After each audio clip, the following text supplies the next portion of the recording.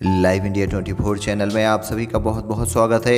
आइए सुनते हैं महेश भारद्वाज जी द्वारा लिखित किताब से ली गई कहानी भगवान श्री राम रूप में।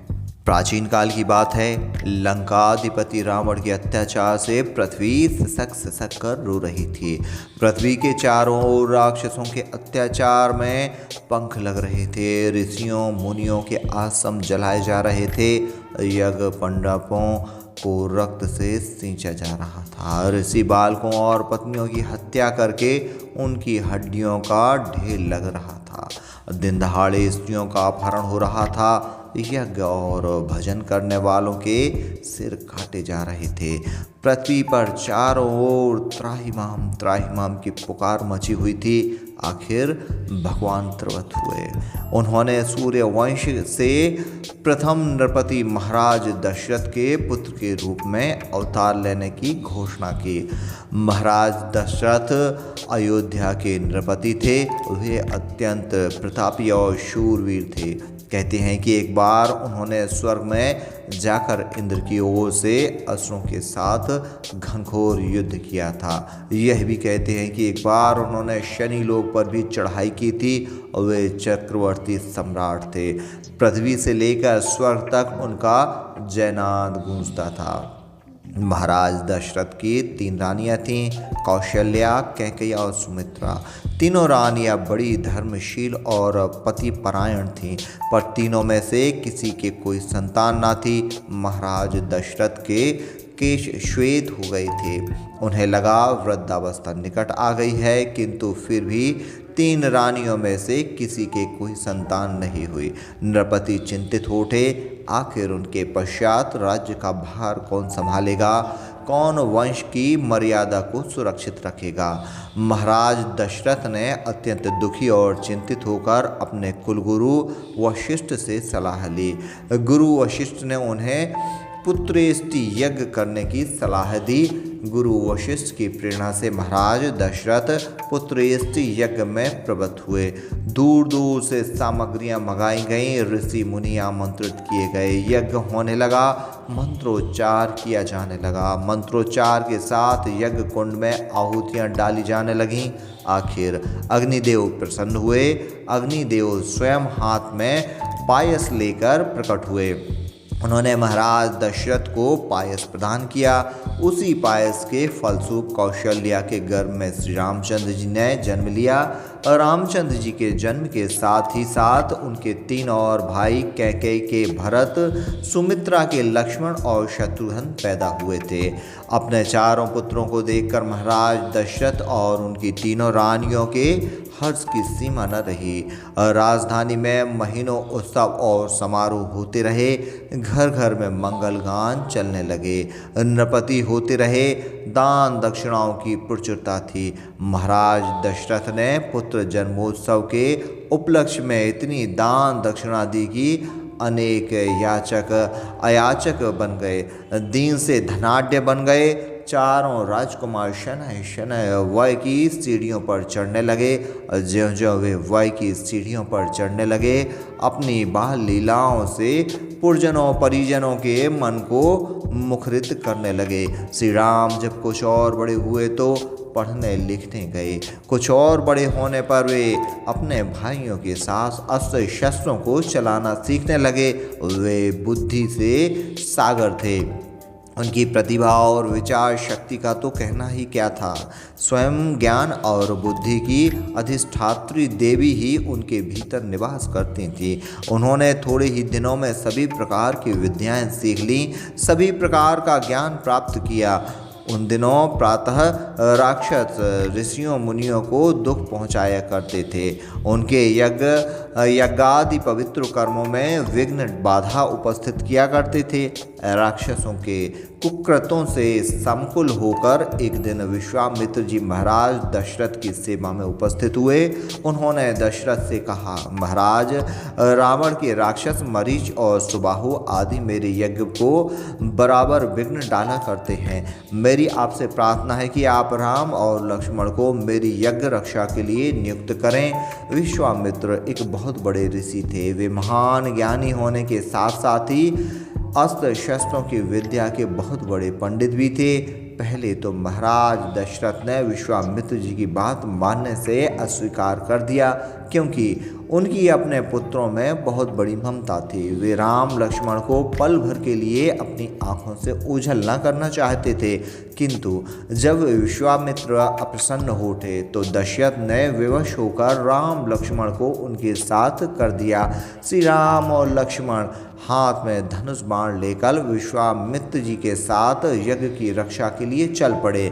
दोनों भाई वन में मार्ग से विश्वामित्र जी के साथ साथ बढ़ते जा रहे थे। वे वन की प्राकृतिक छटा को देख देख मन ही मन आनंद की तरंगों में डूबते जा रहे थे।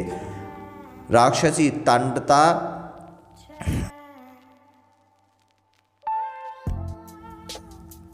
राक्षसी ताड़का की उन पर दृष्टि पड़ती। वह बड़े जोर से चिंघाड़ कर उनकी ओर टूट पड़ी। विश्वामित्र उसे देखते ही बोल उठे, राम, यह ताड़का राक्षसनी बड़ी अततायिनी है।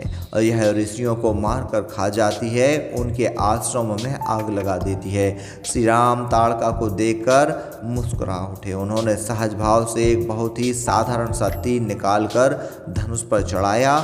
धनुष पर चढ़ाकर उसे ताड़का की ओर चला दिया। तीर ताड़का की छाती में जा लगा। वह बड़े जोर से चीखकर धरती पर गिर पड़ी। विश्वामित्र राम के इस शौर्य को देखकर प्रसन्न हो गए और वे उन्हें साथ लेकर और आगे बढ़े। धीरे धीरे चलते हुए अपने आश्रम में जा पहुँचे। आश्रम में सभी ऋषियों मुनियों ने एकत्र होकर उनका अत्यधिक आदर सत्कार किया। उन्होंने ऋषियों को ढांढस बताते हुए कहा, मुनिजनों, आप लोग अब निर्भय होकर यज्ञ करें। राक्षस अब आपके यज्ञ में विघ्न न उत्पन्न कर सकेंगे। फलतः ऋषि मुनि यज्ञ करने लगे। राम और लक्ष्मण हाथ में धनुष बाण लेकर यज्ञ रक्षा में प्रवृत्त हो गए। मंत्रोच्चारण होने लगा। मंत्रोच्चार के साथ साथ यज्ञ कुंडल में आहुतियां डाली जाने लगी। यज्ञ कुंडल में उठकर सुवासित धूम आकाश में फैलने लगी। मरीच और सुबाहु ने दूर से ही उस सुवासित धुएं को देखा। उन्हें यह समझते देर न लगी कि ऋषि मुनि फिर यज्ञ कर रहे हैं। बस फिर क्या था, मरीच और सुबाहु राक्षसों की अपनी सेना लेकर यज्ञ मंडप की ओर दौड़ पड़े। उधर राम लक्ष्मण हाथ में धनुष बाण लेकर तैयार खड़े थे। राम ने विकट गर्जना के साथ राक्षसों को आते देखकर एक बाण उनकी ओर चला दिया। बाण मरीच को लगा। वह बाण के लगते ही उसी प्रकार उड़ गया जिस प्रकार तेज हवा के झोंके से तिनका उड़ता है। वह 100 योजन दूर समुद्र के तट पर जा गिरा। राम ने एक दूसरे बाण से सुबाहु का भी काम तमाम कर दिया। उधर लक्ष्मण ने बाण चला चला कर सारी राक्षसी सेना का संहार कर डाला। यज्ञ मंडप राम लक्ष्मण के जय जयकार से गूंज उठा और ऋषि मुनिगण राम लक्ष्मण के शौर्य पर प्रसन्न होकर उन पर पुष्प वर्षा करने लगे। विश्वामित्र राम लक्ष्मण को यज्ञ रक्षा के लिए महान कार्य के लिए दशरथ से मांग कर लाए थे। वह अब पूर्ण हो चुका था। इसी समय मिथिलापुरी में सीता जी के स्वयंवर की चर्चा विश्वामित्र के कानों में पड़ी। विश्वामित्र ने सोचा, क्यों न इन राजकुमारों को लेकर मैं मिथिलापुरी में सीता जी के स्वयंवर में चलूं। यदि मिथिला के राजा जनक का अयोध्या नृपति दशरथ से संबंध स्थापित हो जाए तो उससे देश का कल्याण होगा। यद्यपि विश्वामित्र उस स्वयंवर में निमंत्रित नहीं थे, फिर भी वे एक पवित्र भावना से प्रेरित होकर राम लक्ष्मण को साथ लेकर मिथिलापुरी की ओर चल पड़े। मिथिलापुरी जाते हुए मार्ग में कई अलौकिक घटनाओं में अहिल्या उद्धार की घटना सबसे अधिक पवित्र है। अहिल्या गौतम ऋषि की पत्नी थी, पर किसी कारणवश ऋषि ने शाप देकर उन्हें पत्थर बना दिया था। वह वर्षों से शिला के रूप में पड़ी थी। श्री राम जब विश्वामित्र जी के साथ उधर से गुजर रहे थे और उनके पवित्र चरणों की धूल से उनका स्पर्श हुआ तो वह पुनः शिला से नारी बन गई और सशरीर स्वर्गलोक को चली गई। इस अलौकिक घटना ने राम के गौरव को और अधिक बढ़ा दिया, जिससे कि सभी के कानों में इस विचित्र घटना की भनक पड़ी और वह उससे प्रेरित होकर यह समझे बिना न रहे कि अवश्य रामचंद्र भगवान के अवतार हैं। इस प्रकार राम लक्ष्मण अपने अलौकिक चरित्रों से सबको चकित विस्मित करते हुए मिथिलापुरी जा पहुँचे। मिथिलाधिपति जनक को जब यह सुसंवाद मिला तो वे हर्ष से फूले नहीं समाये। उन्होंने बड़े आदर से विश्वामित्र और राम लक्ष्मण का स्वागत किया, उनके ठहरने के लिए सर्वोत्तम व्यवस्था की। राम लक्ष्मण मिथिलापुरी को देखकर हर्षित हो उठे। वे समय समय पर नगर दर्शन के लिए निकलने लगे, कहीं हाट में तो कभी उद्यान में, कभी राज्य पथ पर तो कभी राजभवन के सामने।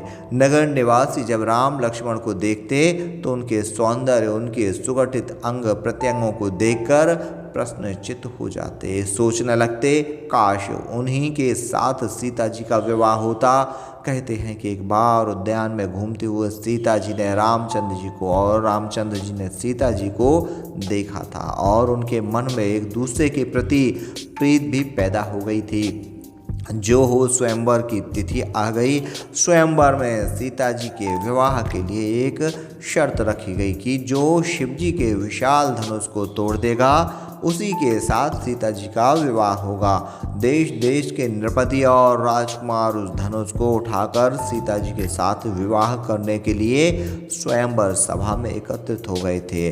राम और लक्ष्मण भी विश्वामित्र जी के साथ स्वयंवर सभा में सम्मिलित हुए।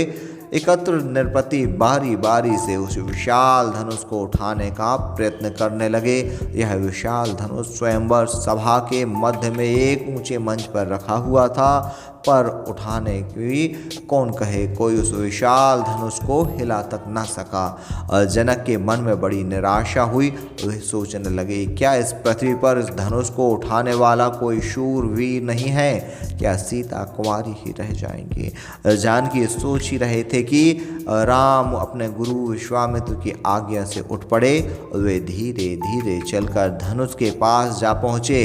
उन्होंने देखते ही देखते धनुष को उठा लिया। धनुष को एक घोर स्वर के साथ टूटकर टुकड़े टुकड़े कर दिया। मिथिलापुरी के चारों ओर हर्ष की हर्ष छा गया। बड़ी धूमधाम से सीता के विवाह की तैयारियां होने लगी।